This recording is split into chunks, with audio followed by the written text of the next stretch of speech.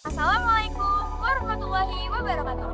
Halo semuanya, nama aku Paisley Tambarang dari Pendidikan Geografi 2024. Hari ini aku mau kasih tahu kalian ada apa aja material-material dari gumuk pasir yang kebawa ke Muara Opak. Kira-kira kita bisa nemu apa aja di Muara Opak ini?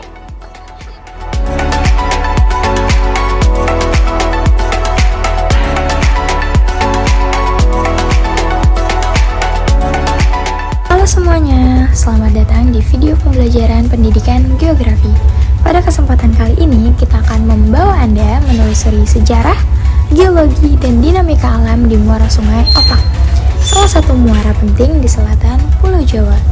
Di video ini, kita akan mengungkap proses panjang terbentuknya muara Sungai Opak, mulai dari erosi di hulu, perjalanan sedimen, hingga interaksi unik antara arus sungai dan gelombang laut yang membentuk estuari dinamis di pesisir Bantul.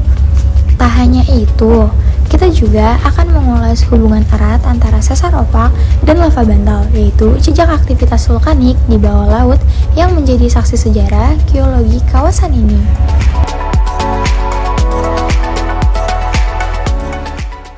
Sejarah terbentuknya Muara Opak. Pada kesempatan kali ini, kita akan mempelajari tentang bagaimana terbentuknya muara Sungai Opak, yang dimana hal ini merupakan salah satu muara sungai yang penting di wilayah selatan Pulau Jawa. Nah, Sungai Opak ini berhulu di Gunung Merapi dan mengalir ke selatan hingga bermuara di Pantai Samas, Kabupaten Bantul, Daerah Istimewa Yogyakarta. Muara ini merupakan muara tipe estuari, yaitu pertemuan antara air sungai dan air laut yang dipengaruhi oleh pasang surut. Untuk proses terbentuknya muara Sungai Opak itu dimulai dari proses erosi di daerah hulu, terutama di lereng Gunung Merapi, kemudian material seperti pasir, tanah, dan kerikil terbawa oleh aliran sungai dan terus mengalir ke daerah hilir. Materi ini disebut sebagai sedimen. Saat aliran sungai mencapai wilayah dataran rendah dan kemudian mendekati laut, kecepatannya mulai berkurang. Akibatnya, sedimen-sedimen tadi mulai mengendap di sekitar mulut sungai. Inilah yang menjadi cikal bakal terbentuknya muara. Interaksi antara arus sungai dari darat dan ombak, serta pasang surut dari laut, proses ini menyebabkan bentuk muara selalu berubah tergantung musim, curah hujan, dan kekuatan gelombang laut selatan yang cukup tinggi. Ciri khas lainnya dari muara Sungai Opak adalah bentuknya yang tidak lurus dan kadang berpindah arah. Hal ini menunjukkan bahwa muara adalah bentuk lahan yang dinamis dan terus berubah oleh alam. Jadi, proses terbentuknya muara Sungai Opak adalah hasil dari perpaduan antara aliran air dari hulu yang membawa sedimen dan kekuatan laut yang membuat serta mengubah mulut sungai dari waktu ke waktu. Hasil temuan Muara Opak. Pada Muara Opak, kami melakukan pengukuran salinitas dan fisik kimia air pada 3 titik.